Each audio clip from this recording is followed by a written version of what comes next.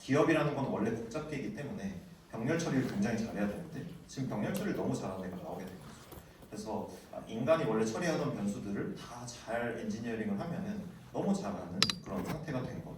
마지막은 사실 기업에서 맨날 반복하고 일어나는 일이 남이 겪은 시행착오들, 남이 배운 것들을 내가 가져오지 못하는 그런 한계가 계속 있어서 교육도 하고 문화도 구축하고 이런 일들이 일어나는데 사실 AI를 통하면은 남이 배운 거를 바로 신고받아서 내가 쓸 수 있고 내가 배운 거를 남한테 줄 수 있고 이런 일들을 하게 될 수 있는 것 같아요. 그래서 명백하게 지금의 기업 형태들이 어떻게 생겼는지를 보면은 인간지능의 한계들이 여기저기에 병목으로 존재를 하고 지금 인공지능이 똑똑해졌으니까 이런 것들을 하나하나씩 대체해 나가는 게 사실은 무조건 일어나게 될 일이다라는 생각들이 좀 많이 드는 것 같습니다. 그래서 이렇게 계속 상상하다 보면은 어떤 기업이 나오게 되지? 뭐 스타트업인가? 뭔가? 기술 기업인가? 근데 저는 요즘에 이런 컴파운더라는 이름으로 지칭을 하고 있대요. 계속해서 배운 것을 쌓고 그걸 활용해서 다시 성장하고 그게 계속 순환하는 그런 구조를 생각을 하게 되면은 굉장히 빠른 시간 안에 노하우들을 축적시키면서 성장하는 기업을 프로젝션을 해볼 수 있는 것 같아요. 그래서 AI를 골조로 꽂아놓은 회사라는 것은 이전에는 절대로 본 적 없는 형태의 기업이겠다라는 생각이 자연스럽게 드는 것 같습니다.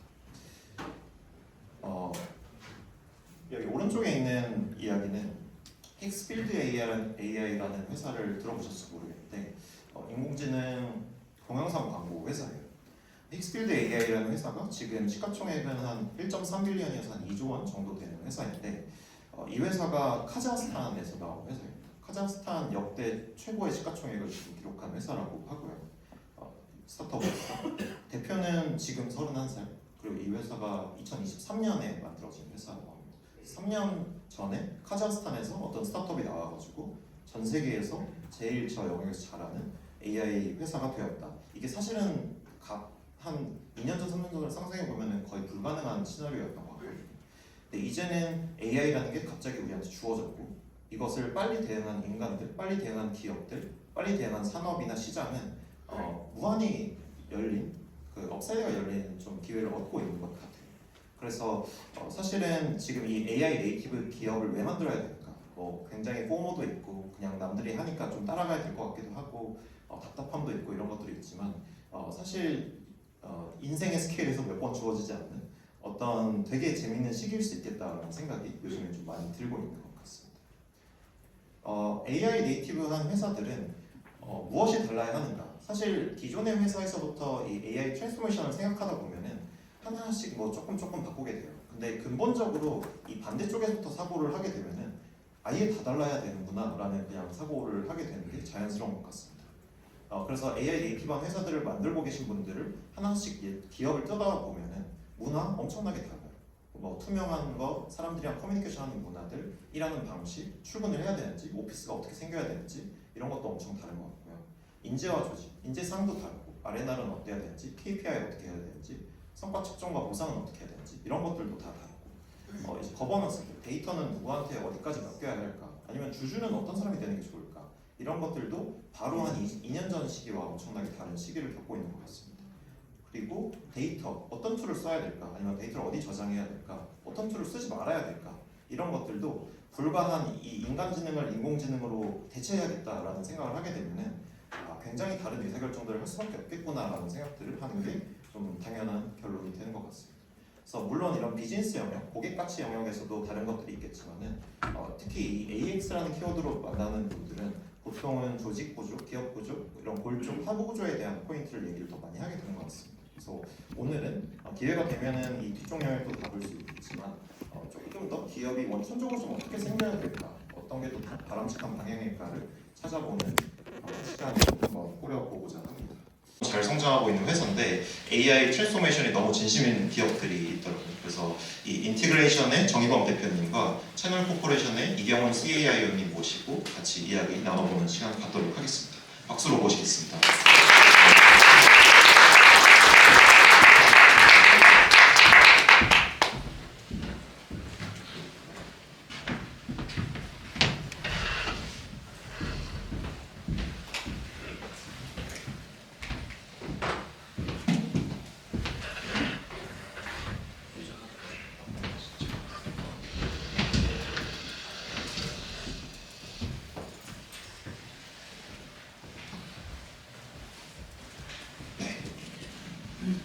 너무 잘 아실 기업들일 것 같긴 한데 정의용 대표님부터 간단하게 자기소개 부탁드리겠습니다. 네, 안녕하세요. 저는 인티그레이션이라고 하는 이제 그 치과 의사 분들이랑 한의사 분들의 이제 플랫폼을 운영하고 있는 정이라고 합니다.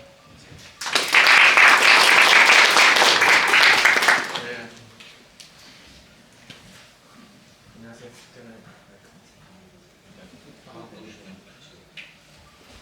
네, 안녕하세요. 저는 지금 채널 코퍼레이션이라는 회사에서 되게 생소한 그 직책이긴 한데 CAIO를 맡고 있는 이경훈이라고 합니다. 반갑습니다.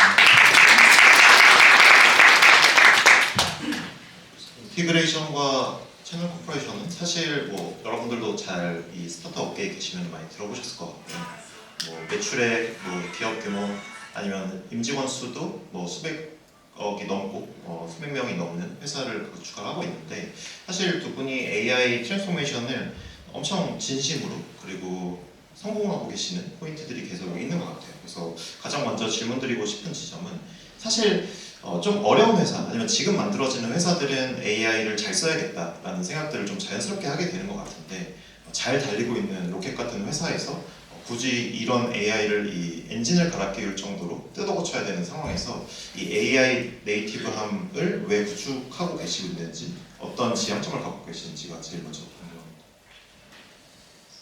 네, 저는 사실 어제 이 세션을 좀 이렇게 준비하다가 제가 작년 6월부터 슬랙에서 팀원들이랑 대화했던 모든 내용을 다 학습시킨 다음에 제가 이 어떤 AI 네이티브를 어떻게 시도하게 됐고 어떻게 발전을 좀 시키려고 이제 팀원들한테 노력했는지를 한번 정리하는 시간이 있었었는데요.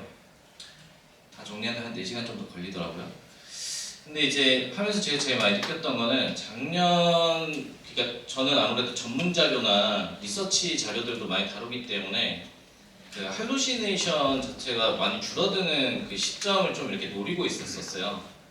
근데 작년 한 12월쯤부터 좀 조짐이 보이더니 작년 12월 때쯤에 이거 임계점이 왔다. 예를 들어서 주식으로 치면 집을 담보대출 내서 삼성전자를 투자해야 되는 시점이구나 라고 이렇게 느끼면서 지금은 올인 전략으로 가야 된다. 지금 매출이고 뭐고 다 필요 없고 현재는 AI 네이티브화가 되는 게 제일 좀 중요하다는 되게 위기의식이 있었던 것 같아요. 지금 이거 시도해갖고 제대로 못하면 이거 싹 사라질 수 있다. 왜 그러냐면 기존에 저희가 이제 아무래도 치과 선생님이랑 한의사 선생님들이 계신데 이분들이 이제 조금 고학력자들의 플랫폼이잖아요. 근데 이분들도 기술의 습득 속도가 엄청나게 빨라요. 지금 이미 되게 많이 쓰고 계시고. 근데 이분들보다 저희가 좀 느리다는 느낌을 조금이라도 주는 순간부터는 저희가 이제 100% 패배할 거라고 생각이 들고 예를 들어서 어떤 고객한테 서비스를 제안할 때도 바게닝 파워가 떨어지는 어떤 그 감각 자체가 느껴지는 게 이제 팀원들한테도 느껴지니까 어떻게 보면 이제 고객들이 만들어 오는 어떤 그런 바이브 코딩으로 만든 프로덕트에서 팀원들이 밀린다는 느낌이 이렇게 조금씩이라도 받을 때 이건 지금 전사적으로 다 개편해야 되겠구나 라는 생각이 있어서 그래서 이제 가장 큰 시도였던 게 결국은 제가 직접 그 링크드인에서 저는 뭔가 처음 모이는 으쌰으쌰하는 분위기가 있으면 무조건 참여를 해보거든요. 왜냐면 그때 그런 약간의 스파크에도 반응할 만한 되게 좀 능동적이신 분들이 많이 참여를 하기 때문에 그래서 그때 이제 델타 소사이어티 이제 여기 계신 그 대표님들이 이제 주최하는 스터디 모임에 좀 참여를 했고요. 그때 좀 감을 잡다가 이제 1월부터 1주차, 2주차 저희 주간 회의를 하는데 다 주제가 AI 네이티브였습니다.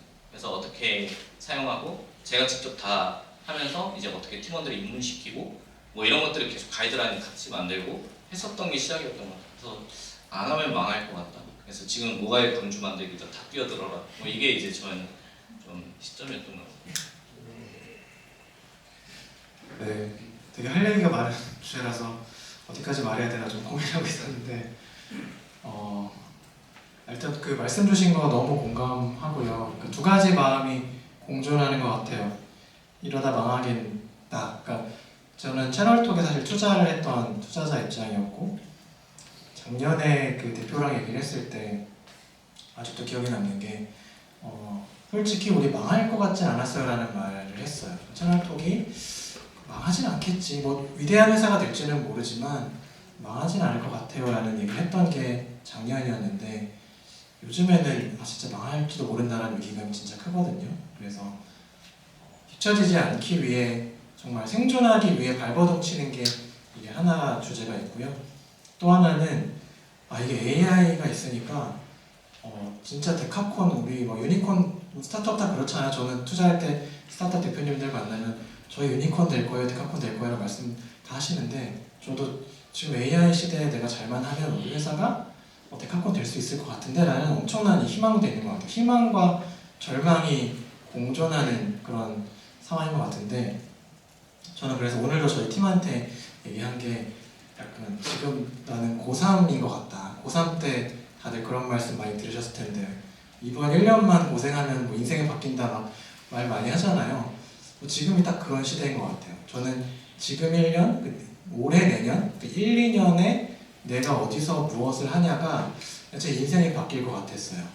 제가 이제 채널 코퍼레이션 온 지 3개월 됐는데 너무 힘들게 하거든요.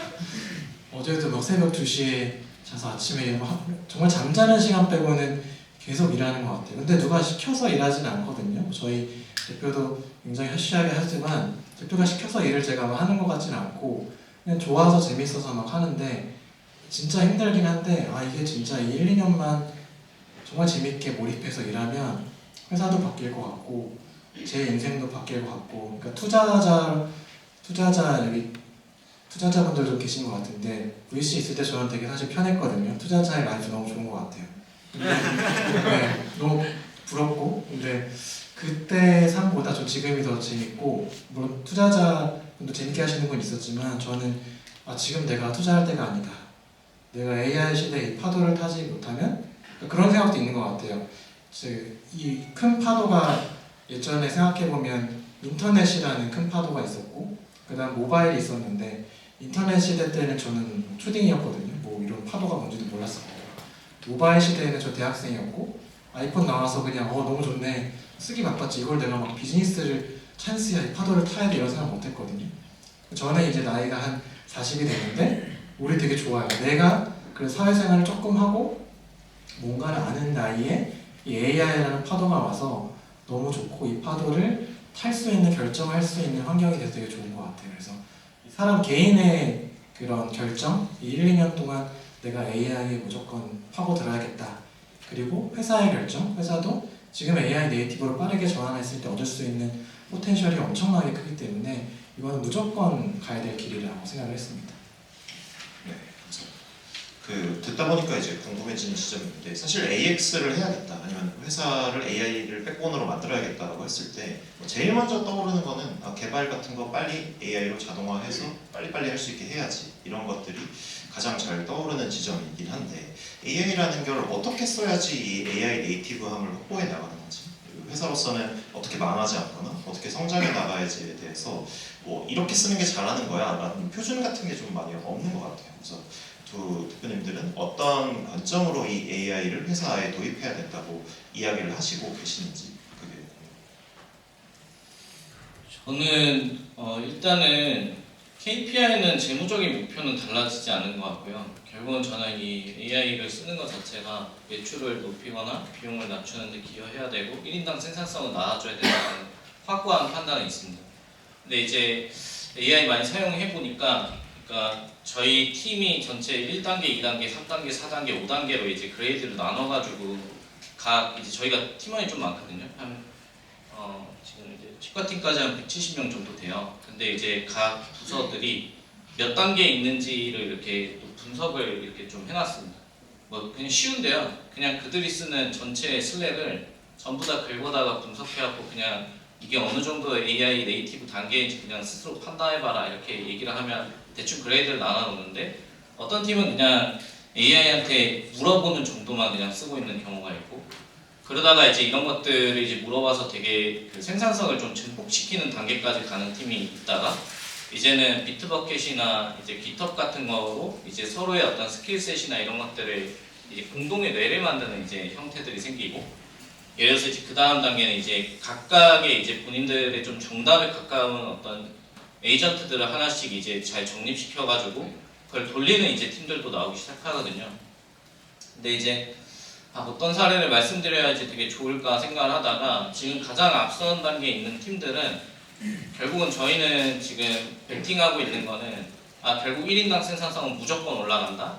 그리고 이제 두 번째는 협업 개수가 저는 있다고 생각하는데 협업 시너지가 훨씬 더 빨라지는 느낌은 있는 것 같아요. 왜냐면 공동의 생각을 구축하는 것 자체가 이제 뭐 비트버킷이나 깃허브에 이제 공동의 레포를 만드는 걸로 구축되는 시대가 됐기 때문에 그거 자체가 확실히 좀 빠른 것 같고, 그리고 나서 이제 그 마지막 단계로 커뮤니케이션의 저항이 되게 많이 낮아진다는 느낌이 있습니다. 근데 저희가 각 팀마다 속도가 다르니까 느린 팀을 빠르게 만들 때는 저는 자꾸 잘하는 팀을 자꾸 하이라이트를 줘서 조금 느린 팀이 조금 포모를 갖게 좀 이렇게 갖게 만드는 전략들을 되게 많이 사용하거든요.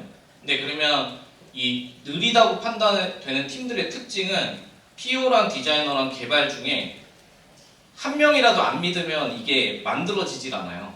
그러니까 모두가 참여하지 않으면 공동의 뇌에 참여를 안 하니까 한 사람만 갑자기 시속이 30으로 가고 나머지 200으로 달리기 시작하는데, 근데 이제 전부 다 좀 AI 네이티브 단계 한 3, 4단계 이제 공동의 레포도 구축할 줄 알고 이제 개발 환경도 이제 세팅해서 좀 바이브처럼 이렇게 코딩을 해도 대략 우리가 목표하는 바를 만들어내는 것들을 좀 규칙을 완성한 팀들은 일례로 치과의 그 부인구직 치프루팅이라고 하는 플랫폼이 있는데 거기는 개발자가 한 명도 없거든요. 근데 지금 CS랑 지금 운영 한 명이랑 기획 한 명이랑 마케터랑 전부 다 개발을 해요. 그들이 이제 다 만들어 배포하는 수준까지 이제는 갔고, 지금 최근에 저희 또 EMR 차트나 이런 것들도 열심히 만들고 있는데 해당 팀도 디자이너나 기획이 이제는 개발도 하고 기획도 하고 디자인도 하게 되는 좀 그 구조가 된 것 같아요. 이제는 그냥 공통의 어떤 디자인 컴포넌트 같은 것도 이제 텍스트 수준으로 이제 만들어가지고 대충 이렇게 쓰면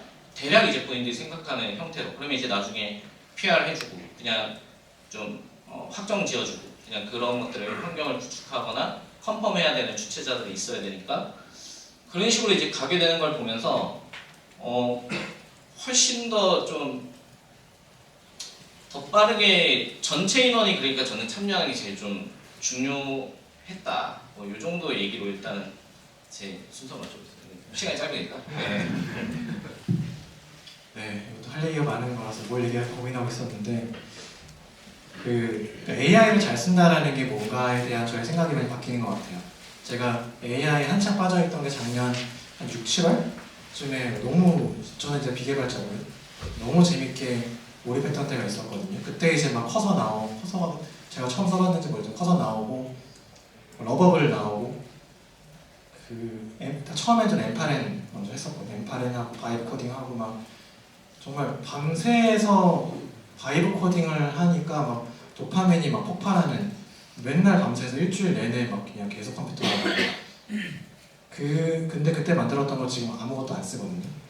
그거는 저는 그냥 단순히 게임하듯이 난 AI 잘 쓰려면 뭐 이것도 쓸 줄 알아야 저것도, 저는 파이썬도 알고 빅쿼리도 쓸 줄 알아야 돼. 막 다양한 것들을 내가 모르지만 쓸 수 있다. 다양한 도구들을 쓸 수 있다가 AI를 잘 쓰는 거라고 착각했던 것 같아요. 막 쓰고 나서 막 이거 다 했는데 그때 만들었던 프로토타입들 지금 다 안 쓰거든요. 그게 저는 되게 핵심인 것 같아요. 지금 생각해보면 지금 그냥 저는 클로드 코드만 써도 되는 것 같아요. 툴 사실 포모 있잖아요. 새로운 툴 막 맨날 나오거든요. 저도 그 보면서 이것도 써봐야 되나? 뭐 이런 포모가 있는데 그걸 좀 뛰어넘어야 되지 않나라는 생각이 들고, 그냥 클로드 코드 하나만 써서 진짜 핵심 문제를 풀 수 있냐가 다음 단계인 것 같아요. 저희 회사도 지지난주에 이제 전사 클로드 코드 도입했거든요. 저희 240명 다 클로드 코드 계정 만들어서 다 프리미엄 해도 된다라고 해서 이제 엔터프라이즈 플랜도 갈 건데 토큰 무제한 써라 라는 거를 한 게 이제 2주 전이고요. 2주 동안에 진짜 많은 변화가 있어요. 그러니까 저희 제너럴방에 막 계속 올려요. CX 팀장님이 나 이런 거 만들었어요. 나 저런 거 만들었어요. 그러니까 딱 제가 작년 8월에 느꼈던 그 감정이거든요. 내가 상상하던 것들이 다 되는 과정이 너무 막 도파민 폭발하거든요. 근데 그게 저는 1단계고 너무 필요한 과정인 것 같아요. 그거를 안 하면 2단계로 갈 수 없는 이유가 1단계에서 하시는 것들을 보면 대부분 쉬운 걸 해요. 이것 좀 해보면 될 것 같은데? AI랑 해보면 되나? 그럼 돼요. 그럼 너무 재밌죠. 근데 쉽지만 이게 없으면 내 막 업무가 불편할 정도는 아닌 것 같아요. 근데 이걸 익숙해지고 토큰을 내가 많이 쓸 줄 알게 되면 그 다음에는 진짜 내 하루에 업무 8시간 중 4시간을 줄일 수 있는 좀 난이도가 높은 걸 만드실 수가 있거든요.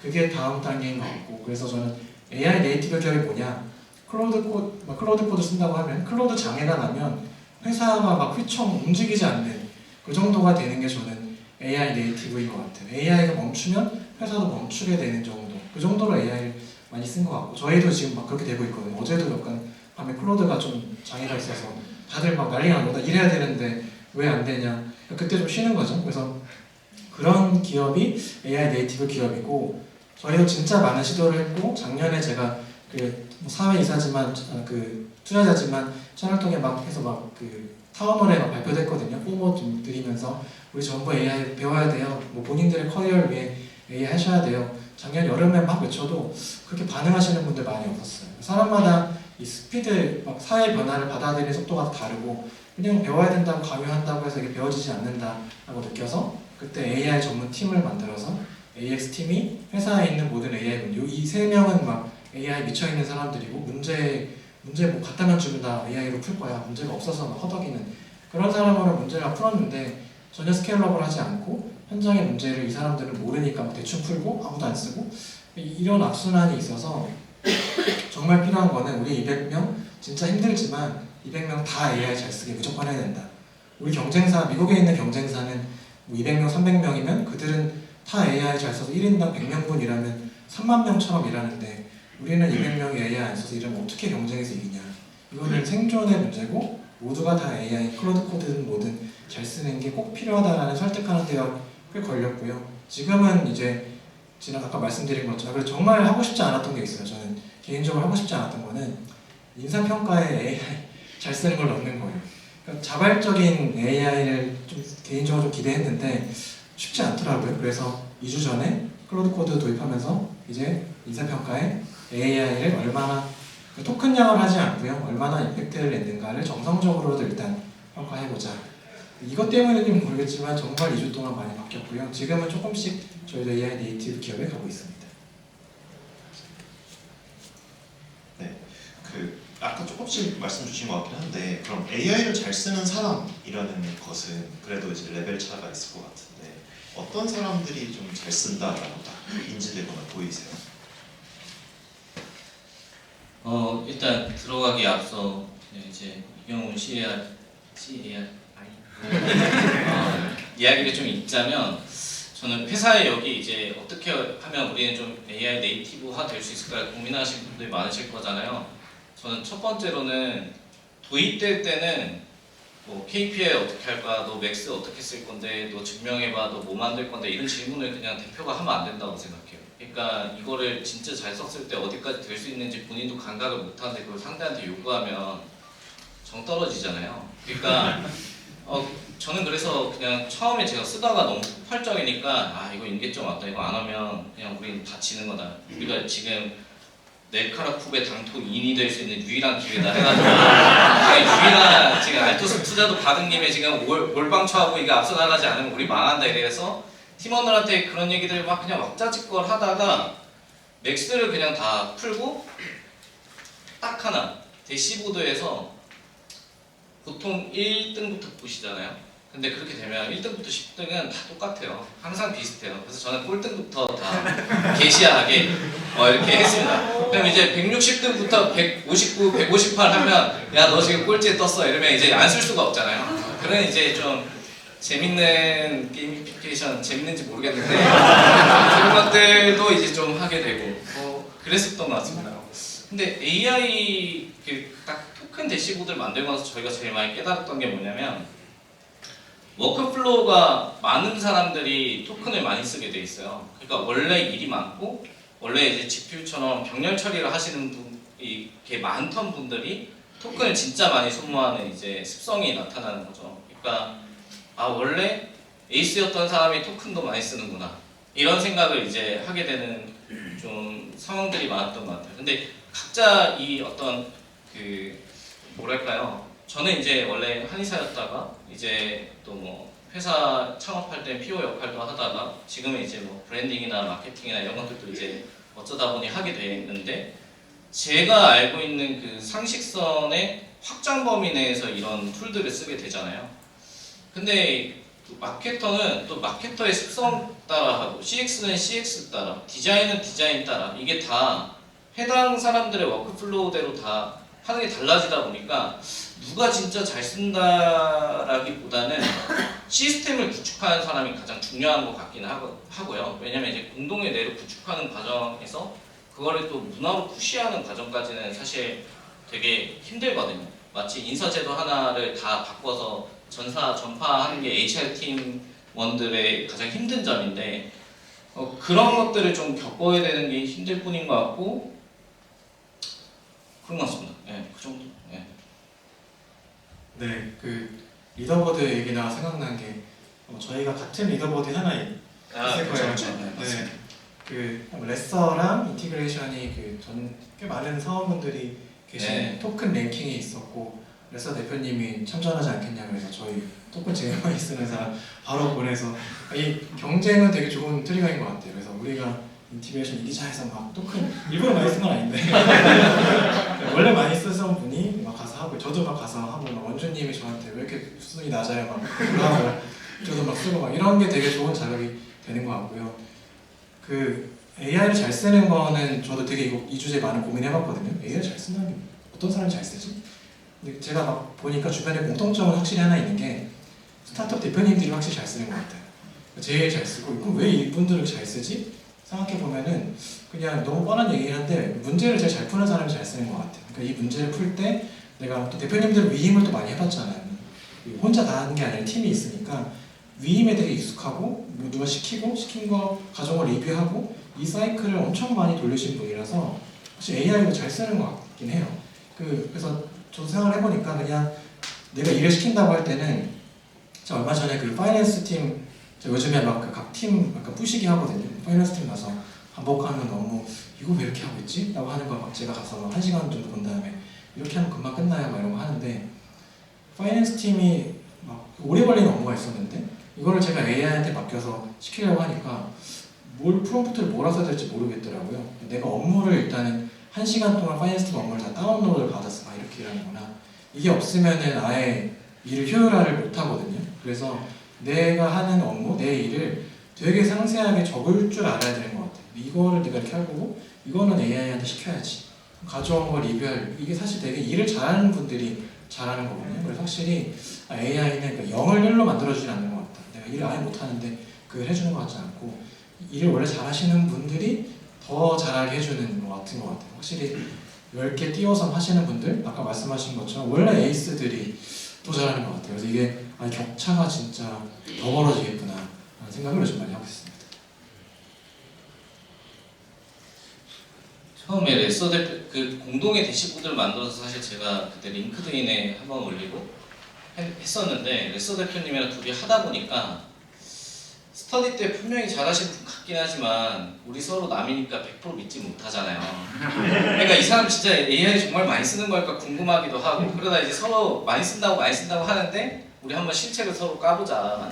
그래서 그때 이제 카톡에서 갑자기 이제 공동의 대시보드를 만들어 볼까? 라고 하는 이제 제안이 왔어요. 그래서 솔직히 그쪽은 진짜 AX 전환을 전문으로 하는 팀이고 저는 지금 이제 한의사 한 명인데 제가 좀 질 것 같잖아요. 근데 저도 고민이 길어집니다.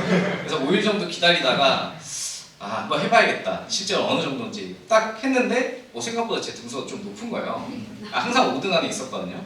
그래서 이거를 팀원들도 이제 좀 심심할 테니까 항상 이렇게 국내 정치가 흔들릴 때는 외세로 돌려야 되잖아요. 그래서 야 AX 전환 레서만 이기면 우리 AX 팀 된다 이렇게 이제 이야기해서 그때 갑자기 팀원들한테 일단 다 접속해 하는데 갑자기 이제 제 토큰 수가 안 올라가고 있으면 레서의 신기현 대표님이 연락이 와요. 혹시 대표님 뭐 타운홀 중이신가요? 이렇게 물어보고 제가 왜요? 했더니 일 안 하시는 것 같으신가요? 이렇게 이제 자극이 오죠. 그러면 1인당 토큰 수가 저희 회사보다 낮아요 하면 저는 그걸 캡처해서 바로 이제 저희 회사 전체 공지사항에 띄웁니다. 그럼 이제 갑자기 팀원들이 갑자기 막 다 참여하고 이런 좀 재밌는 요소로 좀 부드럽게 푸시하려고 하는 노력들을 많이 했던 것 같아요. 왜냐면 저는 가장 중요한 거는 10%의 잘하는 사람들이 빛나는 무대를 만드는 게 아니라 트로피 전략보다는 90%의 인력들도 더 잘할 수 있는 환경을 계속 조금 재밌게 만드는 게 핵심인 것 같거든요. 그래서 그게 조금 저희는 변화가 가장 주요했던 것 같아요. 저희도 공개 리더보드 하나 만들어서 열어놨거든요. 유명한 대표님들이 오늘 일하셨는지 볼 수 있습니다. 이제 또 이어보면은 C레벨 분들이시니까 사실 이 조직에서 그래서 AI 때문에 사람을 잘라야 되느냐 아니면 안 뽑아도 되느냐 뭐 여러 가지 좀 그 다양한 의견이 있는 것 같아요. 근데 지금 100명이 넘는 분들의 조직을 이끌고 계시다 보니까 사실 줄여야겠다, 유지해야겠다, 더 뽑아야겠다 여러 가지의 시나리오를 그려볼 수 있는 것 같아요. 대표님과 CEO님 입장에서는 지금 이 사람이라는 그 자원에 대해서는 어떤 관념을 가지고 계시는지 궁금해요. 이제 딱 그 많은 대표님들이랑 같이 스터디를 해보면 처음에 이제 갑자기 딱 뽕이 차오르면 AI 뽕이 탁 차오르면 사람 이제 줄일 수 있겠다는 이제 갑자기 희망을 품으시는 경우들도 있습니다. 근데 저는 항상 그때마다 생각하는 게 그래 좀 압박하셔서 좋은 사람 퇴사해서 우리 회사 좀 와라 이런 생각을 되게 많이 하거든요.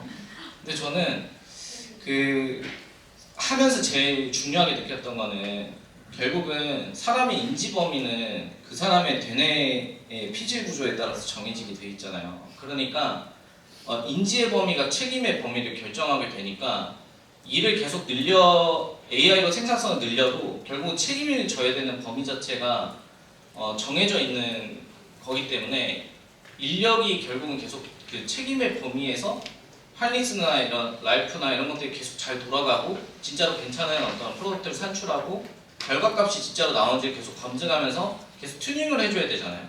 그러다 보니까 생각보다는 일의 범위가 넓어지진 않아요. 그래서 저는 팀원들한테 쉽게 설명을 할 때도 한 명이 2,000명의 급여를 처리할 수 있는 시대는 됐다. 근데 하지만 한 명의 인사팀원이 예를 들어서 급여도 처리하고 조직 문화도 관리하고 채용도 하고 뭐 리크루팅도 하고 이게 다 못한다. 이거는 못한다. 이렇게 이제 얘기를 해주면 책임의 범위를 좀 착각했다가 책임의 범위가 넘어가면 결국은 번아웃이 오게 되고 되게 중요한 팀원들이 꼭 퇴사하는 사례들이 나오잖아요. 그래서 저는 이 시대의 어떤 인력에 대한 생각은 첫 번째로는 그 책임의 범위대로 결국은 T1은 늘리기는 해야 된다는 게 제 생각이고요. 두 번째로는 저는 그러면 인력이 적은 팀이 이길 거냐와 인력이 많은 팀이 이길 거냐에서 저는 많은 팀이 100% 이긴다고 생각하는 편입니다. 왜 그러냐면 결국은 생산성이라고 하는 거는 1인 생산성 곱하기 근데 그건 AI 때문에 높아졌죠. 그럼 협업의 개수, 협업의 시너지가 그럼 그건 기술적으로 지금 높아지고 있죠. 그럼 저항의 커뮤니케이션의 저항이 높아지게 되잖아요. 뭐 던바이 법칙처럼. 근데 그런 것들도 이제는 좀 커뮤니케이션의 저항이 확 줄어드는 시대다 보니까 오히려 이제는 협업의 시너지는 훨씬 커질 수 있겠구나. 이 모두가 그 AI 네이티브화만 돼 있다면 그런 이론을 저는 갖고 있으니까 인력 늘려야 된다. 지금 우리가 일의 범위가 이 정도 되기 때문에 지금 이 범위에 대해서 늘려야겠다는 되게 명확한 로직을 갖고 있습니다. 그래서 저는 채용을 되게 많이 하시네요 라고 물어보면 이런 시대에 할 때 저는 저한테 기회인 것 같아요. 저희 섹터는 사실 사람들이 그렇게 바라보는 섹터가 아니기 때문에 오히려 이런 때 이제 조금 더 좋은 인력들을 잘 수급할 수 있는 시간이라고 생각합니다. 저도 너무 동의하고요. 되게 의아한 게 있어요. 그러니까 예전에 저희 한 코로나 때 보면 막 지하철 타면 뭐 엔지니어 연봉 뭐 1억 드립니다. 스톡옵션 드립니다. 이런 광고들 엄청 많았잖아요. 지금 저는 그런 광고가 엄청 많아야 될 것 같거든요. 인재 밀도가 그 어느 때보다 높아야 되고 저희는 막 대기업이라서 막 무슨 막 3만 명 있는 그런 회사가 아니라 200명밖에 없는 회사인데 이게 200명이 100명분 일하면 2만 명분 일할 수 있는 거거든요. 더 늘려서 그런 큰 기업과도 싸울 수 있는 체제를 갖춰야 되고 그런 사람들을 더 많이 채용을 해야 된다. 저희는 곧 공표가 나갈 건데 막 이런 인재 모으기 위해서 어떻게 하면 좋을까? 그럼 저희 예를 들면 연봉 30% 무조건 올려드립니다. 이런 걸 할까? 저는 50% 하고 싶은데 반대로 있어 30% 이렇게 할 것 같은데 정말 좋은 분들 많이 모셔야 된다고 생각하고 그런 것 같아요. 그 인재 입장에 제가 인재라고 하면은 나는 20명분 일할 수 있어. 근데 그럼 나한테 20명분 월급 줄 건가? 그러니까 나 연봉 뭐 예를 들면 1억이라고 하면 20명분이면 20억 줘야 되는데 20억 주는 회사가 있나? 라는 생각이 들어요, 솔직히. 근데 미국은 주는 거 같거든요. 오픈 AI 보면 막 1,000억 주잖아, 한 명한테. 그 사람이 1,000명분 일을 하니까 주겠죠. 그래서 그런 게 바뀔 것 같아요. 저는 한국이 좀 느린 것 같고, 미국은 이미 바뀌고 인재한테 100억, 200억 월급 주는 거가 이미 일어나고 있고, 한국도 일어나지 않을까? 우리도 저희도 그런 돈은 없지만 어떻게든 인재를 잘 모셔와야, 지금 사실 제가 봤을 때 인재분들은 다 창업하는 것 같아요. 내가 굳이 왜 월급 받으면서 일해? 나 혼자 나가면 200명분이라면 저희도 200명이니까 한 명이 채널통만큼 일할 수 있는 거 아니에요? 그러면 나 혼자 큰 돈을 벌 수 있는데, 내가 한 만큼 벌 수 있는데 굳이 회사 가서 누가 시키는 거 하면서 해야 되나? 이런 생각 제가 인재라도 생각할 것 같거든요. 창업하지. 요즘 보면은 제가 이런 AI 스터디 하잖아요. 그러면은 어느 순간 보면 다 창업하고 다 회사를 나오시더라고요. 그게 합리적이라는 생각이 들고, 그럼 조직을 운영하는 입장에서는 그런 분을 어떻게 우리가 모실 수 있는가. 그러니까 저는 급여 구조도 많이 바뀔 것 같아요. 이 사람이 일한 만큼 가져갈 수 있는 그런 구조, 뭐 변호사나 회계사나 뭐 그런 약간 세일즈도 그렇고 한 만큼 받는 인센티브 구조가 조금 갖춰져 있는 업종도 있는 것 같거든요. 근데 회사들도 많이 바뀔 것 같고, 그게 뭐 스톡옵션이라는 제도가 있긴 하지만 뭔가 다른 형태의 급여 체계가 나와야 되지 않을까? 현금을 줄 수 있으면 주겠지만 그렇지 못하면 그런 인재를 어떻게 우리가 품을 수 있을까? 이런 고민들을 기업은 해야 되지 않을까라는 생각을 하고요. 앞으로 좀 이런 고용시장에서 많은 변화가 있을 것 같고, 아까 질문에 답변을 드리면 저희 지금은 무조건 좋은 인재 밀도 높이자. 그래야 살 길이다라고 생각하고 있습니다. 통상적인 생각하고는 좀 다른 관점이시긴 한데 두 분은 경쟁하시네요. 죄송합니다. 시간이 많이 돼가지고 청중분들한테 질문을 좀 받고서 1분 마무리하도록 하겠습니다. 혹시 질문하고 싶으신 분 있으시면?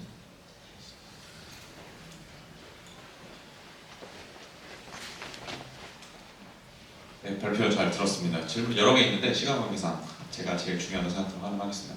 그 아까 인티그레이션은 EMR 소프트웨어 개발하는 걸로 알고 있는데요. 그 EMR 다루시다 보면 아마 환자 데이터들도 많이 있을 것 같아서 그런 것들 클로드 코드나 이런 상용 LMM을 그대로 써서 개발을 하시는 건지, 아니면 뭐 로컬 LMM이나 다른 어프로치도 많이 활용하시는지 궁금합니다.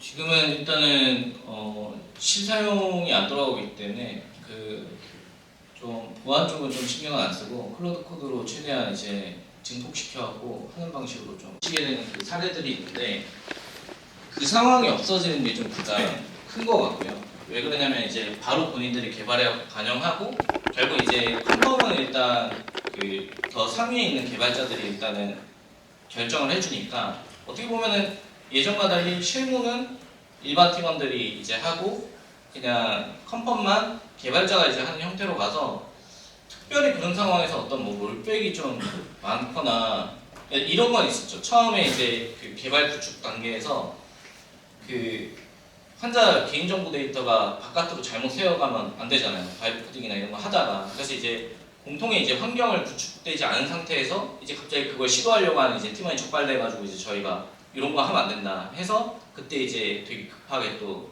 공통의 이제 좀 안전한 보안이 조금 확보된 저희 플레이그라운드라고 그래갖고, 어차피 95%의 팀원들의 바이브 코딩된 프로덕트는 버려질 것이니 그냥 짬 처리통이라고 저희는 하는데, 짬통이라고 해요 저희끼리는. 짬통을 만들어 놓고 이제 그 위에 개발을 하도록 이제 만들어 놓고 있습니다. 그러다가 이제 좀 퀄리티가 이제 되게 많이 올라오면 이걸 정식에 이제 좀 반영하고 하는 규칙들을 좀 만들어 놨습니다. 한 가지만 팔로우업 드리고 싶은 게, 아까 저도 그게 궁금했거든요. 결국에는 뒷단에서 아키텍처를 진짜 잡아본 경험이 있는 개발자들이 이거 봐주고 계신지, 그런 네네. 거를 봐주고 계시다고 하셨고, 네. 그러면은 병목이 그 시니어 개발자들의 시간 아닌가요, 결국에는? 그러니까 그 속도를 계속 어떻게 유지시키는지 너무 궁금했어요. 근데 어차피 더 느렸으니까 좀 뭔가 개발자분들이, 저는 좀 궁금했어요. 대체되는 느낌이 들까 했는데, 그거보다는 이제 개발자가 아닌 팀원들도 개발 언어나 뭐 바이트, 리액트, 뭐 이제 노드.js 뭐 이런 것들에 대한 이해도가 있는 상태에서 좀 뭔가 얘기하니까 개발 팀원들도 이렇게 좀 흥분이 좀 올라와 있는 그런 느낌이 되게 많이 드는 것 같아요. 네, 그래서 사람은 역시 일할 때 그 티키타카가 되는 느낌 자체가 제일 좀 근무를 할 때 좀 중요하구나, 이런 생각을 좀 많이 합니다. 그래서 저는 요즘은 아까 그 창업을 이렇게 선택한 팀원들이 많다고 했잖아요. 근데 저는 생각보다는 조금 그 조직 환경이 안 갖춰졌으면 근데 자기는 이쪽으로 빨리 해보고 싶어 AI 네이티브처럼 해보고 싶어하면 이직을 되게 잘 결정하는 것 같고요. 저희는 요즘에 조금 그런 방향으로 좀 알려져서 그런지 예전보다 이력서가 한 4배에서 5배 정도 더 들어와요. 그러니까 그런 환경이 구축되니까 이력서의 이제 퀄리티도 좀 올라간다는 느낌을 좀 많이 받고요. 그게 좋은 것 같습니다. 하나만 더 받고 아, 네. 저희 사업부도 이제 비개발 조직 분들한테 딱 오늘 플롯 코드 맥스를 다 한 50명 분을 열었는데 대표님이 이제 KPI로 연결돼야 된다라고 말씀 주셔가지고 국내에서 가장 빠르게 푸시하신 것 같아서 KPI로 반영되는 리드 타임이 어느 정도 걸리셨나요? 제 느낌상으로는 6개월 정도 걸릴 것 같아요. 왜 그러냐면 생각보다 처음부터 하면 이제 뭐 링크드인에 좀 유명한 이호연님이나 뭐 정구봉님이나 이런 것들 보게 되고 이제 뭐 클로드에 이제 좀 창업자들의 이제 엑스도 가고 막 계속 읽어보면서 무슨 말인지 모르지만 자꾸 클로드한테 물어봐서 알게 되고 하는 그런 학습 시간이 있잖아요. 저는 좀 그 실측치가 얻어지고 나서 한 레이어 더 나아가게 되고 또 실측치가 얻어지고 나서 한 레이어 계속 개발하게 된다고 생각하거든요. 어떤 일하는 방식도. 그래서 그게 지금 있고 크고 잘 달리는 기업이 어떻게 전환하고 있는가에 대한 이야기를 좀 들었다면은 지금 모실 대표님들한테는 그냥 마음껏 상상의 나래를 펼치면서 끝까지 AI 네이티브한 기업이라는 거를 한번 생각을 해보면은 어떤 모습일까를 같이 한번 상상해보면 좋겠다라는 생각이 듭니다. 그래서 박수로 문광기 대표님, 이용재 대표님 모시도록 하겠습니다.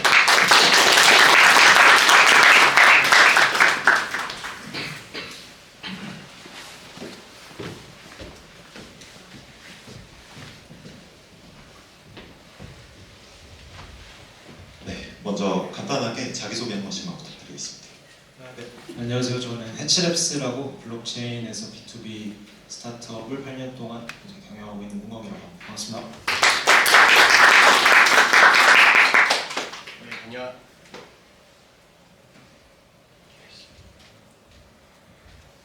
네, 안녕하세요.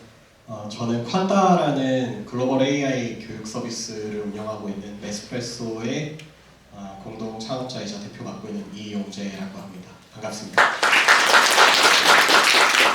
두 분은 오랫동안 회사를 운영하시기도 했지만 최근에 이제 개인적으로 뵙고 말씀 나누면서 와 이렇게 회사를 꾸릴 수가 있구나라는 어떤 일종의 아키타입을 많이 그리고 계시다라는 생각이 들어서 이렇게 모시게 되었고요.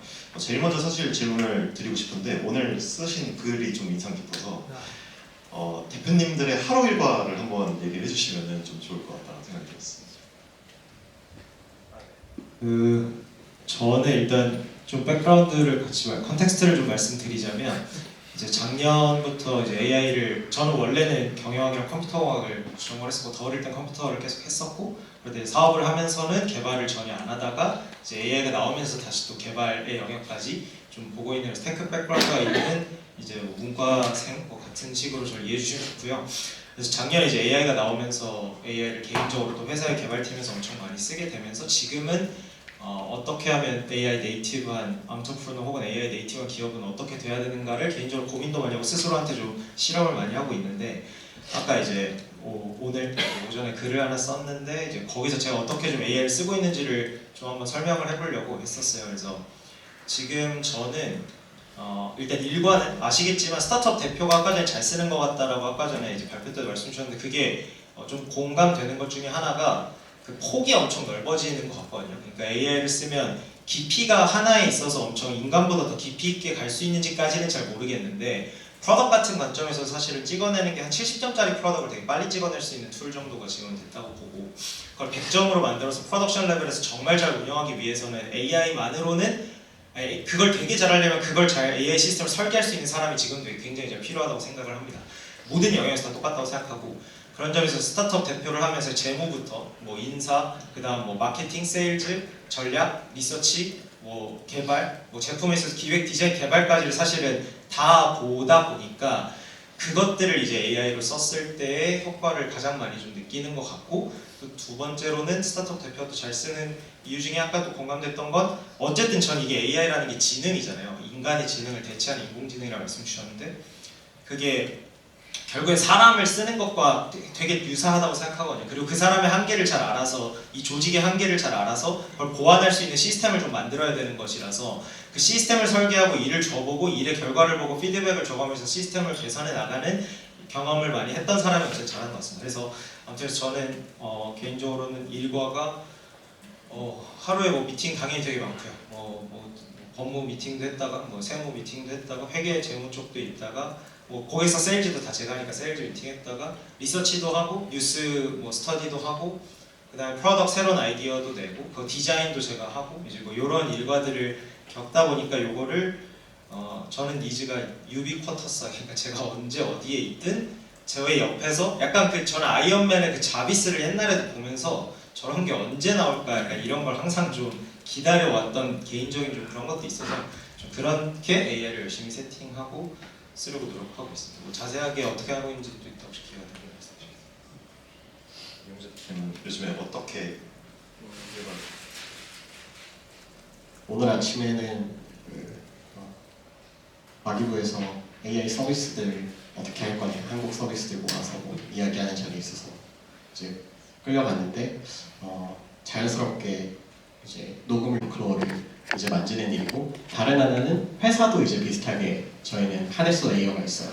그래서 엔터프라이즈용 하네스를 저희는 직접 만들고 있어서 저희는 1월부터 전사 클로드 맥스 도입하고 이제 그때부터 다 모두가 AI로 일해라를 하면서 이 하네스 레이어를 어떻게 설계할 건지 중앙 팀이 있고 그거를 붙여나가고 있기 때문에 이제 그 지점에서 제가 기여할 수 있는 부분들을 하고 있고, 다른 하나는 이제 만들어진 이 도구들을 갖고 이제 프로덕트를 만드는 이제 이런 일들을 해나가고 있습니다. 그래서 이렇게 일이 진행이 되는데 뭐 기존에 저희 쿼타 같은 경우는 11년 동안 서비스 해왔기 때문에 레거시 코드도 되게 많고 무한 업데이트 하는데 되게 신경 써야 될 게 많아서 그 영역들은 사실 사이클이 여전히 일주일 단위예요.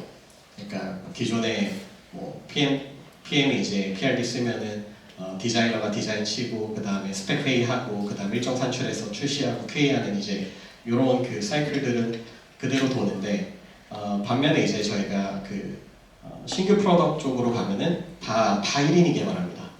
다 1인이 개발하고 있기 때문에 이제 그 1인 개발 회의에서 저도 뭐 하나씩 내보면서 이제 약간 빌더들 모임처럼 어떻게 진행하고 있고 반응이 어떻고 여기 기회가 더 있을 것 같은지 없을 것 같은지 뭐 이런 이제 회의를 하고, 그 다음에는 이제 하네스 회의 들어가서 그 기존의 레거시 시스템이 얼마나 지금 처리 속도가 빨라지고 있는지, 병목이 뭔지, QA 엔드 투 엔드까지 끝나면 어디까지 갈 것 같은지 이제 이것들을 또 조율을 하고 이런 이제 구분으로 일을 많이 하고 있는 것 같습니다. 그 AI 네이티브 해지자라는 기업들이 의사결정을 했을 때 제일 먼저 이제 떠오르는 게 클로드 코드를 도입해야 돼 말아야 돼, 도입하면 어느 스케일로 어디까지 도입해야 돼, 뭐 이런 것들이 지금 딱 하고 있는 기업들의 고민들인 것 같아요. 근데 살짝씩 저는 더 나가셨다는 생각이 드는데 진짜로 AI 네이티브한 회사는 어떻게 일하는 모습들을 좀 상상하면서 그려가고 계신가요?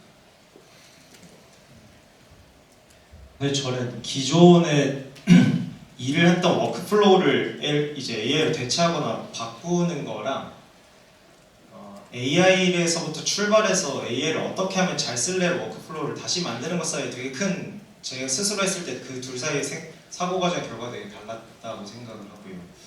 AI 네이티브하게 쓴다는 건 이제 예컨대 저는 이거를 아직 되게 큰 조직으로 다시 이걸 어떻게 이식할지까지의 고민보다는 일단 처음에 고민 좀 더 많이 세팅했던 건 저의 AI 에이전트로 제 생산성이 어떻게 하면 100배가 되지.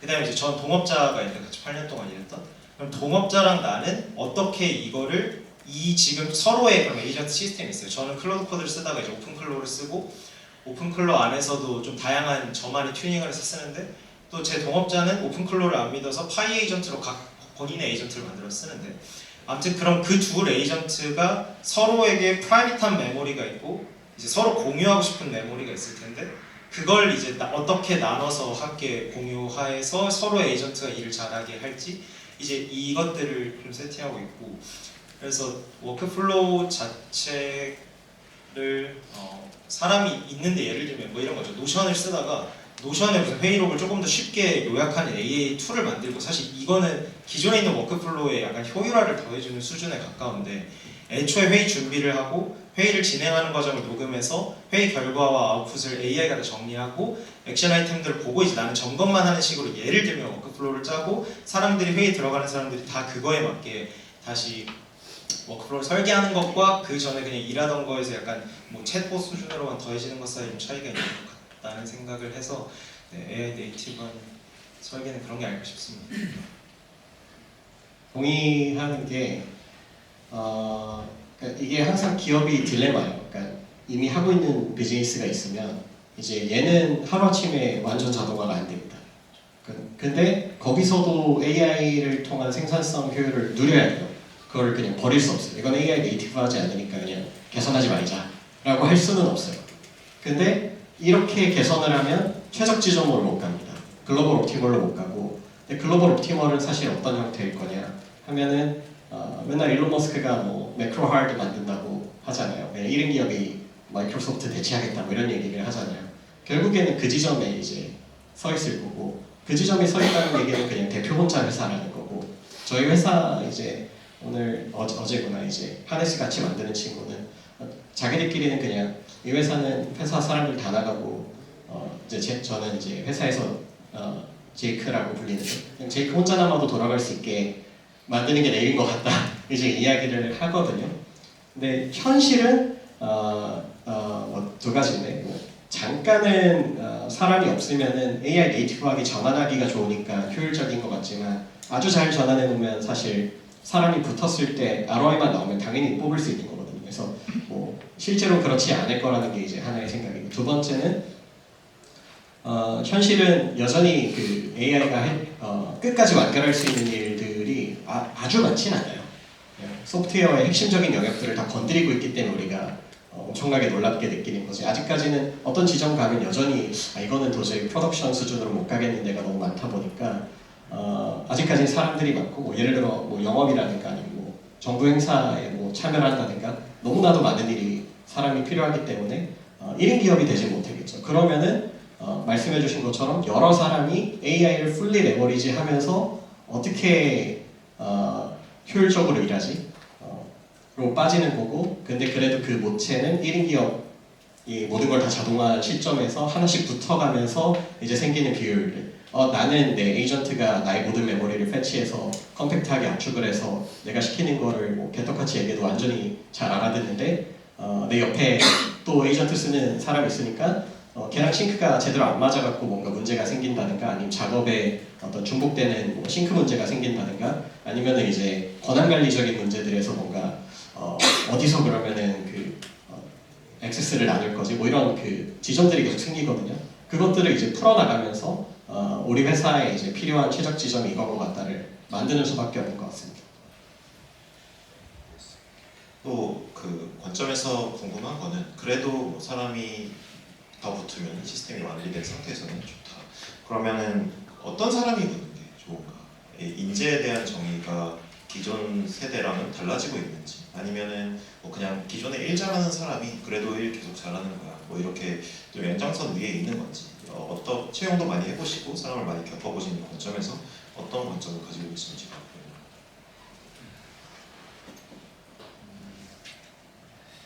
좀 솔직히 말하면 좀 되게 어려운 거예요. 그러니까 아직 세상이 답을 모른다고 저는 생각하긴 하거든요. 그러니까 왜냐하면 AI가 어디까지 될지 모르다 보니까 지금 사실 AI를 쓰면서 AI를 관리하는 사람이 필요하다고 하는 건 저한테는 약간 어떤 느낌으로 느껴지냐면 컴퓨터라는 게 옛날에 맨 처음에 어쨌든 진공기관으로 이제 계산할 수 있는 게 나왔을 때 앞에서 그거를 이제 연산하는지를 잘 감독하는 사람들이 어쨌든 기계 하나당 한 사람씩 붙어 있었단 말이죠. 이제 그러다가 이 컴퓨터라고 하는 게 정말로 다 발전을 해서 그 어느 정도의 퍼포먼스가 올라오고 나선 사실 그런 사람이 필요 없어졌고 컴퓨터라는 이름도 거기에서 유래했는데 그런 것처럼 지금의 AI에서는 이걸 감독하고 관리하고 해야 되는 사람이 필요하니까 어떤 AI 에이전트의 특정한 시스템의 그룹마다 한 명의 관리자가 필요해 인간이 라고 하는 게 지금 과연 판단할 수 있는 그 범위가 맞을까? 이런 거에 대해서 아직 잘 모르겠고 또 두 번째로는 결국엔 저는 이제 지능 이제 스킬이 완전히 보편 커머디타이즈가 될 거라고 생각이 드는데 그럼 그런 시대에서는 도대체 사람의 역량이라는 건 어디에 있는가요? 그러니까 나도 이제 뭐로 먹고 살아야 될까?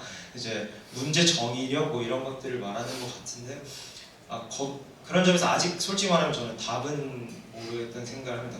근데 다만 지금 과도기에서는 빛을 발할 역량을 제가 직접 해봤을 때 느낌은 지금의 AI가 명확한 한계는 있잖아요. 이제 컨텍스트 윈도우와 메모리 사이즈라는 아주 명확한 그런 한계가 있고 할루시네이션이 있고 그래서 그걸 가지고 그 한계를 잘 보완할 수 있는 시스템을 잘 만들면서 효율화를 잘 내는 게 지금은 AI를 잘 쓰는 역량이라고 전 정의할 수 있는 것 같거든요. 그래서 예컨대 아까도 말씀드렸지만 뭐 메모리 같은 관점에서도 아시겠지만 이제 메모리가 계속 휘발이 되니까 메모리 사이즈가 그러면 단기 기억 메모리 아닌 이제 장기 기억 메모리를 어떻게 만들고 그럼 내가 가진 맥락들이 거기에 장기 기억에 저장돼서 AI한테 물을 때마다 그걸 굉장히 토큰 효율적으로 잘 가져올 수 있어야 되고 그래서 요새 다 마크다운 형태의 문서를 쓰게 되고 마크다운 문서를 쉽게 검색할 수 있는 엔진들이 계속해서 AI랑 상관없는 검색 엔진 기술이 주목을 받고 있고 저도 QMD를 쓰는데 그리고 이제 두 번째로는 저는 새로운 병목은 이런 게 있다 봐요. 아까 AI 네이티브 워크플로우 때 얘기 뭐 잠깐 생각난 얘기인데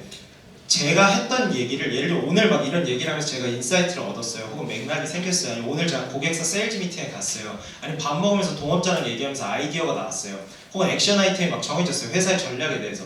근데 그런 걸 다시 제가 AI에 앉아서 그걸 설명하고 있잖아요. 이제 막 내가 오늘 뭘 했고 막 어떤 고객사랑 누구였고 그럼 이게 사실 비서가 아니라 내가 보고하는 사람이 한 명 더 생긴 느낌이거든요. 그걸 제가 2시간 미팅하고 와서 30분을 브리핑을 하고 있으면 AI한테 그럼 이제 어떻게 하면 내 대화 커뮤니케이션을 전부 다 그냥 심리스하게 이 AI한테 컨텍스트로 먹일 거냐에 워크플로우를 설계하고 내가 일할 때 저는 그래서 이제 아이폰이다 보니까 녹음 기계를 샀고 녹음 기계로 모든 통화나 회의를 녹음하고 그럼 녹음을 딱 끄면 걔가 알아서 전사록이 제 이메일로 날라와요. 그럼 제 에이전트는 10분에 한 번씩 제 이메일, 카카오톡, 문자를 항상 폴링하고 있고 텔레그램을 그런 다음에 그 내용들을 장기 기억 마크다운으로 다 변해서 장기 기억에 쌓아요.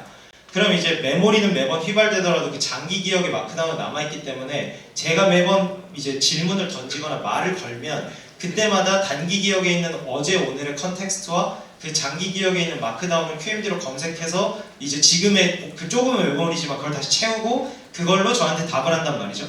근데 이러면 제가 브리핑하는 병목이 완전히 사라지고 그 다음에 저의 맥락을 그래도 현재 한계 속에서 최대한 활용하다 보니까 제 에이전트가 이제 진짜 저랑 거의 싱크로율 95%를 유지하면서 저는 예를 들면 이런 거지 뭐 제가 미팅을 오전에 하나 하고 점심에 하나 하고 오후에 하나 하고 이제 저녁 약속 가는 길에 일 처리를 해야 되는데 택시에서 이제 브리핑을 하고 앉아 있었어야 될 시간은 다 사라졌고 그리고 얘도 이메일이 딱 왔으면 대표님 아까 미팅 때 뭐뭐 얘기했던 맥락에서 할인된 견적서 보내달래요.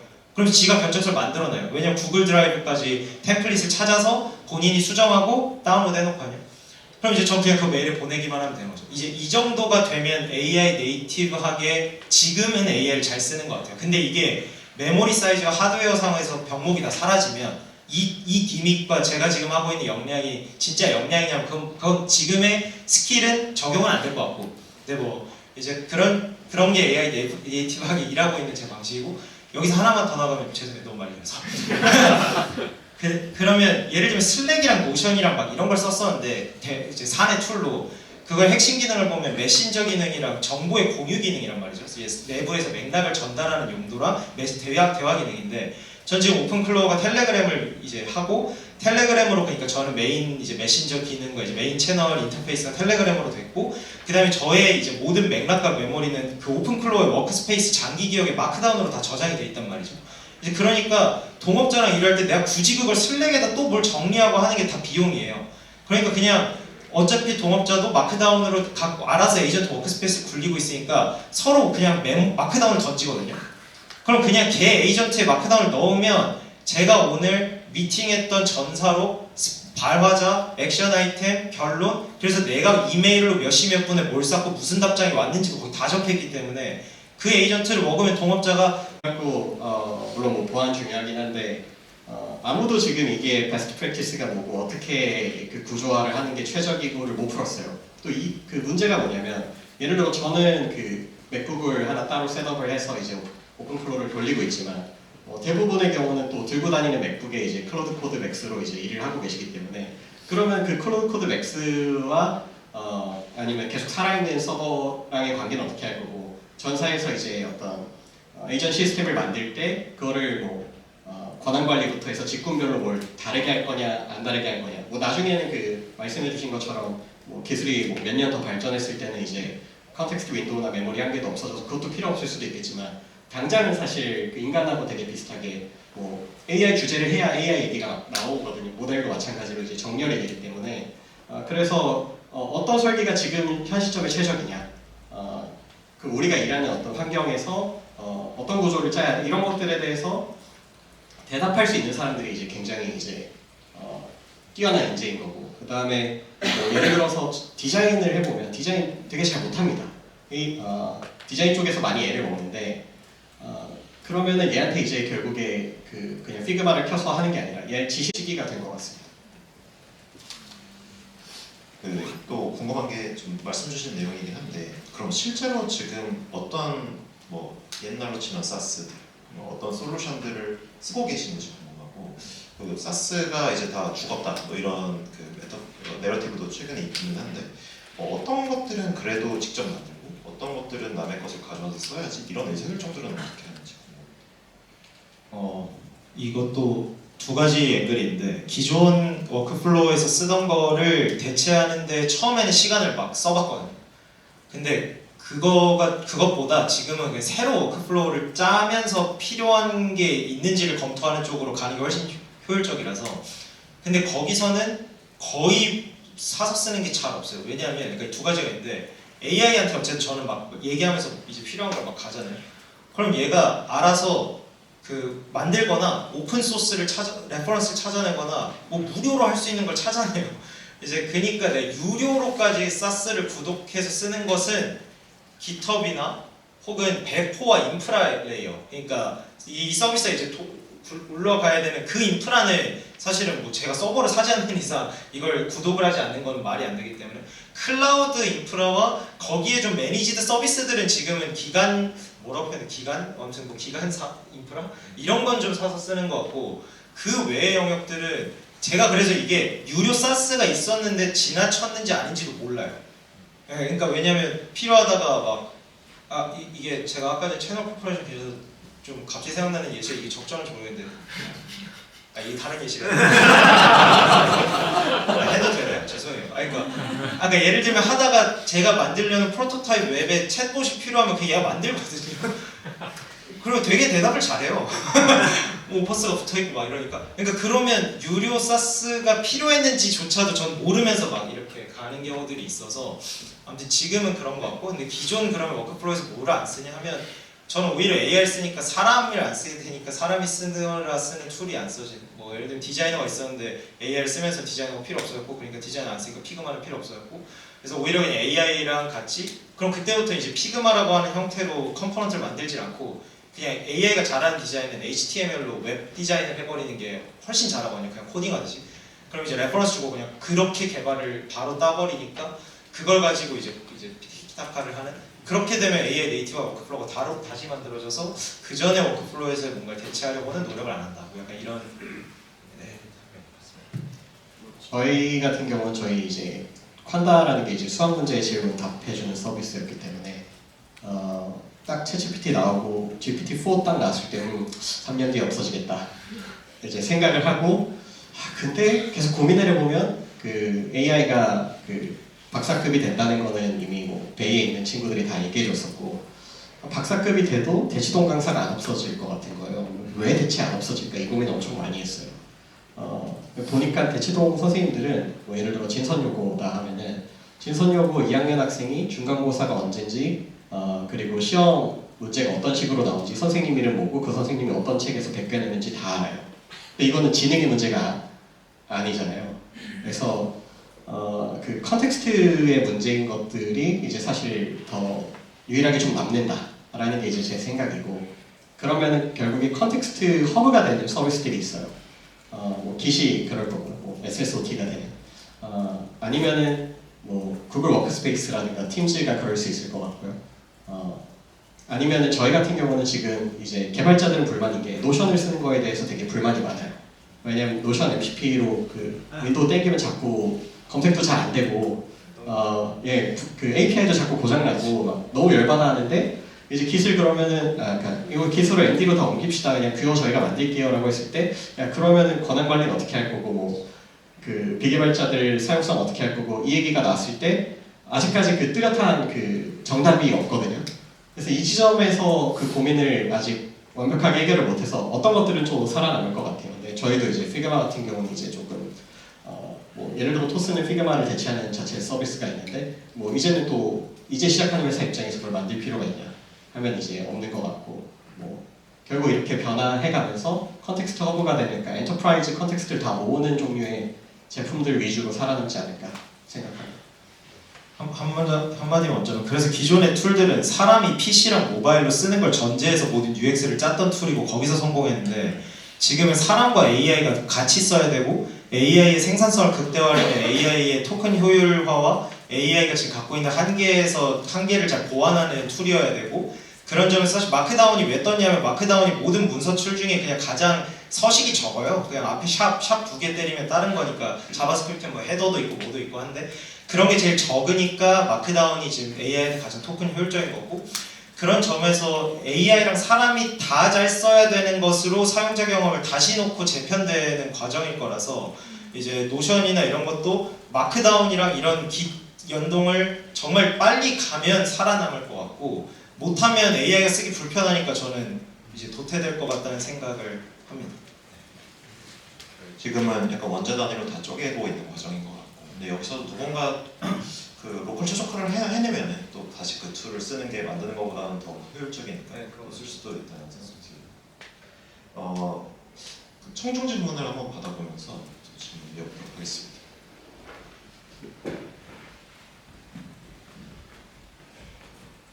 네, 잘 들었습니다. 문건기 대표님께 질문이 있는데요. 간단한 질문인데 녹음기를 뭐 쓰는지 팀 차원에서도 혹시 그런 미팅 그 녹취는 어떻게 고민하고 계신지도 궁금합니다. 일단 안드로이드 폰이 되면 안드로이드 녹음이 제일 좋더라고요. 네, 근데 전 불행히도 아이폰과 앱등이라 그래서 찾다가 저는 앱도 있고 막 다양한 프로그램도 있다 결국엔 기기를 샀고요. 클라우드라고 하는 기기인데 저의 전혀 기기에 관계가 없는데 이걸로 추천해서 벌써 한 10분이 사신 것 같은데 아무튼 그래서 근데 이걸 그냥 산 이유는 이게 제 그 맥세이프로 이렇게 뒤에 붙어 있는데 이게 아이폰 녹음도 할 수 있잖아요. 예를 들면 통화는 어쩔 수 없지만 이제 회의할 때 켜놓을 수도 있는데 그게 가끔 저 세일즈를 만약에 하는 과정에서 그게 갑자기 이렇게 딱 했는데 거기에 이렇게 그 녹음이 되고 있는 게 표출되면 상당히 불편하실 수 있다 보니까 이게 은연듯 이게 그냥 맥세이프에 붙어 있는 뭐 교통카드 같기도 해서 이제 이런 게 좀 셀러 포인트라고요. 아무튼 그래서 이걸 쓰고 있고요. 네, 그걸 쓰고 있는데 근데 걱정이 좀 많은 건 이게 중국 OEM 업체한테 생산이 된 건데 프라이버시 관련해서 제 거가 어디까지 쓰이는지의 텀즈 오브 서비스랑 레딧에 굉장히 많은 이 샌프란시스코 회사인데 아무튼 저도 리서치 막 해봤죠. 이제 제 모든 녹음이 들어간다고 하니까 근데 그거에 대해서 적극적으로 대응하는 회사가 아니에요. 그래가지고 사실 저는 클로드 코드 열심히 쓰고 있고 오픈 클로드 어쨌든 밑에 오퍼스를 쓰지만 LLM 회사들한테 들어가는 데이터는 일단 어쩔 수 없다고 일단 마음먹고 있거든요. 걔네는 감시를 많이 받겠죠 사회적으로. 근데 이런 스타트업이 뭔 짓을 할지 모르겠다 보니까 좀 많이 불편한 건 사실입니다. 그래서 그런 거는 더 좋은 대체제가 있으면 어딘가 SNS 올려주면 저도 보다가 바꿔서 하겠습니다. 지금은 이럴 수 있습니다. 그리고 팀 차원으로도 얘가 PC 그런 그 프로그램도 있어서 줌이든 구글 미시든 하실 때 그 디바이스 레벨의 음성을 얘가 다 녹음합니다. 네, 다 쓰실 수 있어요. 네, 저도 문 대표님한테 질문 드릴 건데 일단 오늘 나중에 올려주신 글도 잘 봤고요. 오늘 말씀 주신 대표님 말씀 들어보면은 현재 그 자비스라는 이름을 속이신 비서에 뭔가 한계가 있다면 지금 컨텍스트 윈도우나 메모리 문제에서만 조금 아쉬움이 있을 것 같고 그런데 뭐 나중에 이제 지금 오퍼스 4.6 정도의 프론티어 모델 정도로는 이제 뭐 AI 지능 처리하는 데는 큰 문제를 느끼지 않으시는 것 같다라는 인상을 받았습니다. 혹시 그 다음 모델이 프론티어에서 다음 모델에 나온다면 그런 데서 혹시 어떤 걸 기대하고 계실지 여쭙고 싶습니다.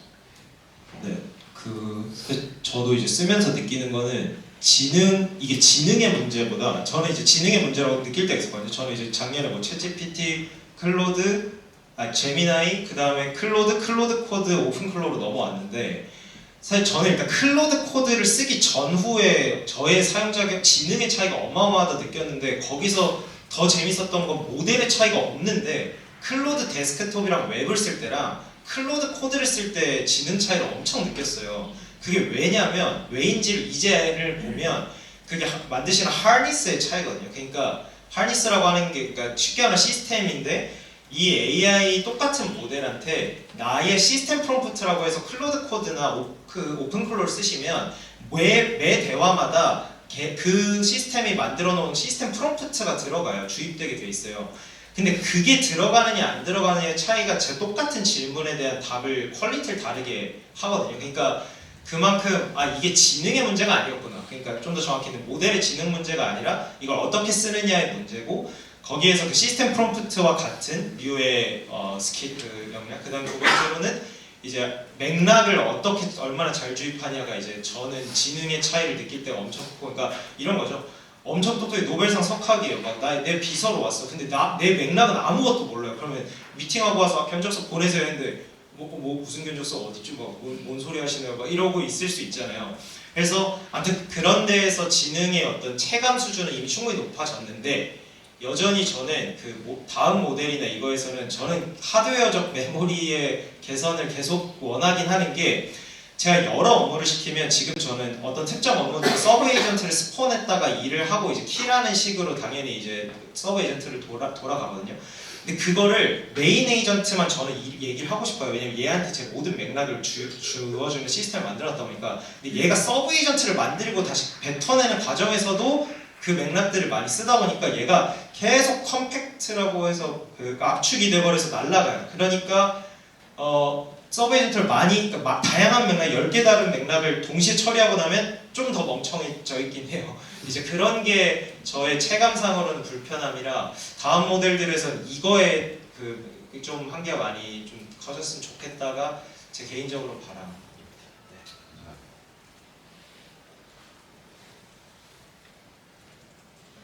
네, 정말 AI를 너무 많이 쓰고 잘 쓰시는 것 같아서 좀 부러울 정도인데 근데 그렇게 일을 하셨을 때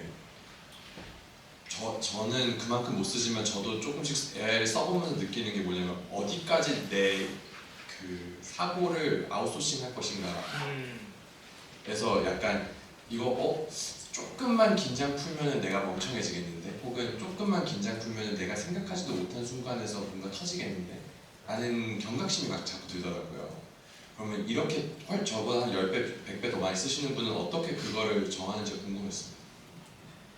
일단 저는 두 가지 생각인데 AI를 보면 스킬의 아웃소싱 면이 있고 지능의 아웃소싱 면이 있는 것 같아요. 그러니까 무슨 말이냐면 AI가 해줄 수 있는 것 중에 제가 맨 처음에 효익을 누리려면 어떤 특정 업무들을 해야 되는데 그 스킬을 얘가 잘 해주니까 예를 들면 기획이든 디자인이든 리서치든 뭐 이런 것들이 있고 근데 저는 이게 지능의 아웃소싱 면으로도 쓰거든요. 그러니까 무슨 말이냐면 저의 띵킹 파트너나 디스커션 파트너 그러니까 제가 조직을 크게 키울 때를 예를 들면 제가 전략팀을 제 직속으로 뒀던 적이 있어요. 거기에는 뭐 정말 똑똑한 친구들 인턴이나 막 어디에서 막 되게 고연봉을 주고 데려와요. 거기는 아웃컴이 정해져 있지 않아요. 그냥 오픈 아웃컴 저의 띵크탱크인 건 거죠. 저는 그 친구들의 브레인 파워를 레버리지 하는 건데 이제 지금 저는 AI를 그 두 부류로 쓰거든요. 그러니까 기획, 디자인, 개발, 세일즈, 마케팅이라고 하는 특정 펑션을 대체하는 것과 그 전략팀이라고 불릴 만한 저의 이제 브레인 파워를 두 개를 쓰는데 아무튼 그런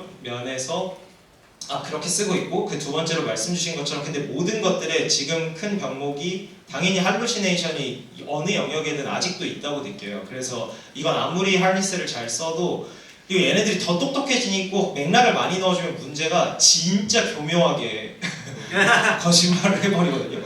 그러니까 거의 예컨대 어떤 판례를 주면서 예를 들면 제가 뭔가를 뭐 이슈가 있었어요. 막 무슨 세무 이슈가 있어서 우리가 막 이걸 대응을 해야 돼요. 막 찾는데 제 모든 맥락을 말해준 다음에 있다를 없다로 바꾸는 거예요.